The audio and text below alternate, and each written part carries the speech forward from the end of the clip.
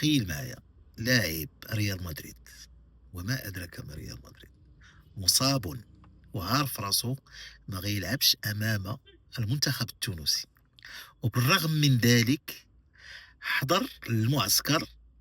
يعني جا للمغرب بعدا وحضر المعسكر، وملي سولوه عرفتي شنو قال؟ قال لهم أنا هنا رغم إصابتي، لأنني مع من أحبه، حيث أشعر بالتقدير والاحترام حتى لو لم ألعب.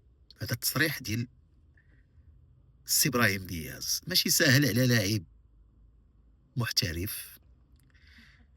تل يعني ملي كنقولوا محترف راه ماشي محترف، راه غير في تونس راه محترف، ولكن محترف في هذا المستوى العالي، أنه يجي غير باش يحس بالدفء ديال الوطن وديال البلاد. دياز ملي اختار المغرب راه ما اختارش المغرب حبًا في الفلوس ولا في الشهرة، ولا اختار المغرب حبًا في المغرب، وهذا خصنا نبادلوه.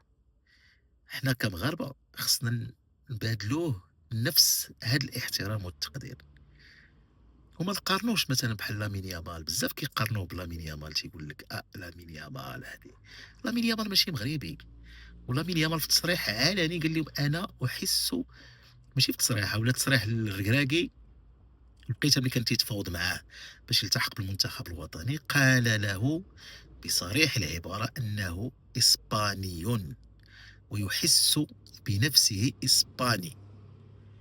اش دانا لشي لامين يامال؟ نقدروا غير هاد اللي عندنا حنا، غير هاد لي بيجو اللي عندنا، إبراهيم دياز وحكيمي وبن الصغير وتبارك، وزيد وزيد وزيد، وعلى رأسهم الركراكي، لأن الركراكي في الآونة الأخيرة كيتعرض لواحد قلة الاحترام، لواحد الهجوم شرس من بعض المغاربة، ماشي كلهم، من بعض المغاربة.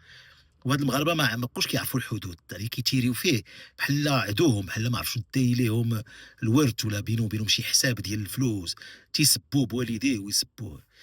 نكونوا شويه، نكونوا تعامل مع الانسان في لي ريزو سوسيو بحال واقف قدامك، ماشي تسبوه بحال ما كاينش. ديك اللعبه قول اللي بغيتي راه ما كاينش، لا راه كاين.